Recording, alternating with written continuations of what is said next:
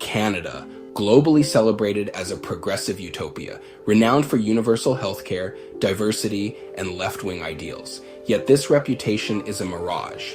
Behind the branding lies decades of systemic underinvestment, short-term policymaking, and a rigid austerity consensus that crosses party lines. The branding is pretty powerful.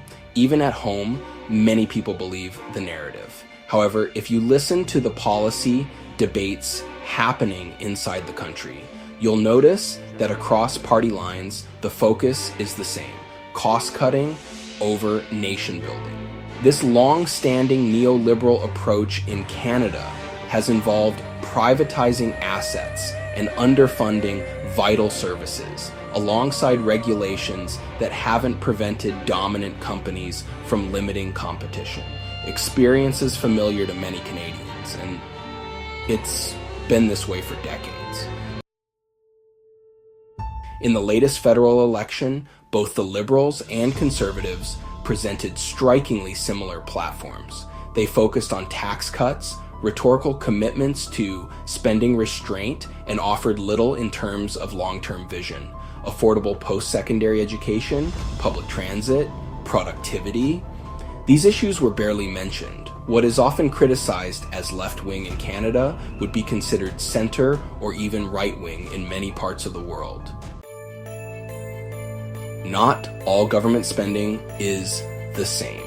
Investments in energy, both traditional and renewable, advanced manufacturing, and breakthrough research are forward-looking economic developments, not just expenditures. These strategic allocations provide measurable benefits. Diverse energy systems, competitive industrial capacity, and technological innovation that strengthens national prosperity. The private sector routinely allocates capital to growth-oriented investments, recognizing their long-term value, a practice governments would be wise to emulate. Many do. However, Canadian fiscal approaches often deprioritize these future-focused investments in favor of short-term budget cuts, compromising long-term economic positioning. Canada's productivity growth ranks near the bottom of the developed world. The country now stands 31st among OECD nations in infrastructure investment as a percentage of GDP, and business research budgets are declining sharply. Private sector training investments lag 50% behind their American counterparts, while policymakers prioritize tax reductions. The consequences are clear: stagnant wage growth, productivity improvements at half the rate of the US. Over 50% of businesses report skilled labor shortages, yet upskilling budgets continue to shrink in favor of short-term gains. This is fiscal short-sightedness. Cutting education and infrastructure today means costly talent imports tomorrow. Tax reductions offer temporary savings but erode long-term capacity. Workers face dual losses in the form of fewer opportunities and declining living standards. Toronto has 4 subway lines for 6 million people. Madrid has 12 for the same population, and Seoul, 23. The costs are staggering. Every year, gridlock wastes 154 hours per commuter. The economy loses $11 billion. Businesses see productivity plummet. The false economy becomes clear. With every dollar saved by delaying transit costs, $3 are lost in productivity. Short-term cuts create long-term decline. This isn't fiscal responsibility. It's stealing from tomorrow's economy to avoid solving today's problems. Canada's healthcare system ranks 27th out of 31 OECD nations. Despite a population increase of 8 million since 2000, hospital beds have decreased by 12% and wait times for treatment have surged by 175% since 1993. This is a direct result of fiscal decisions. Provinces capped healthcare spending growth to just 1.2% annually, while federal tax cuts amounted to $42 billion from 2015 to 2023, the same amount by which Canada underfunded healthcare compared to peer nations during that period. The human impact is severe. 1,200 fewer family doctors since 2020, nurse overtime doubling in 5 years, and mental health funding stuck at half the OECD average. Emergency care now costs 6 times more than preventive care. Germany demonstrates that better outcomes are achievable. 11% annual funding growth and 28-day mental health wait guarantees. Ironically, this costs less per capita than in Canada. These aren't true savings. They're merely shifting costs to the sick and struggling. In the 1970s, average tuition was under $1,000 in today's money.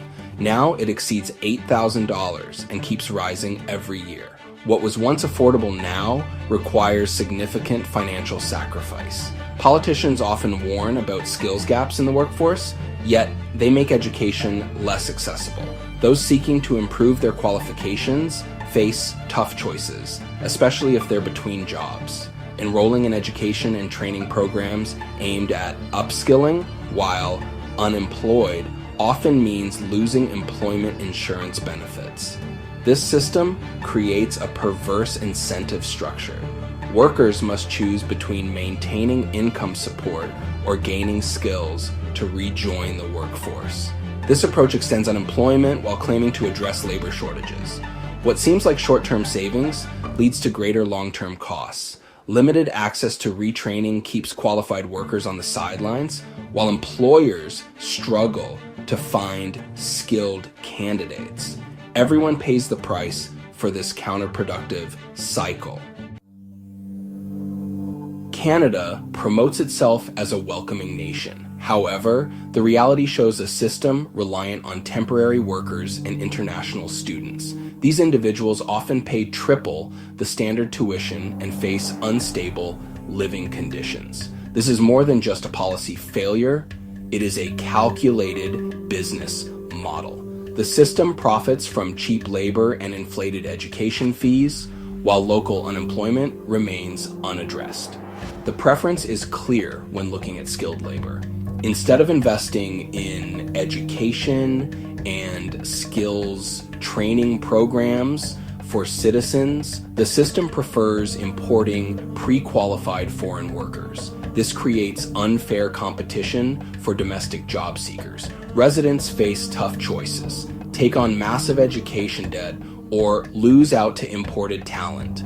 These pressures risk creating resentment between groups competing for limited opportunities. The long-term consequences go beyond economics. When systems force competition for basic needs, they risk creating lasting social divisions that benefit no one. The so-called skills gap persists by design, a system that complains of shortages while blocking upskilling solutions. This cycle leaves both economic needs and human potential unmet. Housing costs in Canada have reached crisis levels. In Toronto, homes now cost 11 times the average income.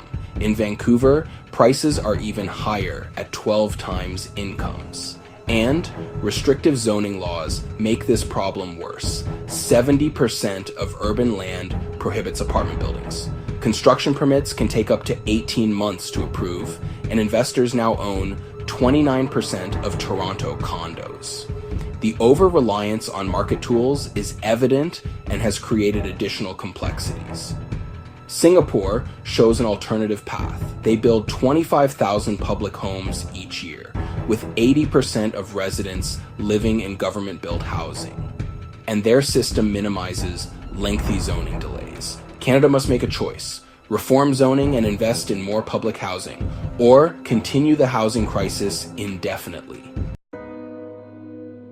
Countries like Germany, Singapore, and South Korea all invest in infrastructure, healthcare, and education, among other things, not out of ideology, but because it works. The most fiscally responsible thing governments can do is invest in long-term assets. That's not ideology, that's math. Canada's real deficit isn't fiscal, it's in ambition. Austerity is mistaken for responsibility. Branding is mistaken for progress. The path forward is straightforward. Investment isn't a luxury, it's essential for a better future. Join the conversation, leave a comment, or share.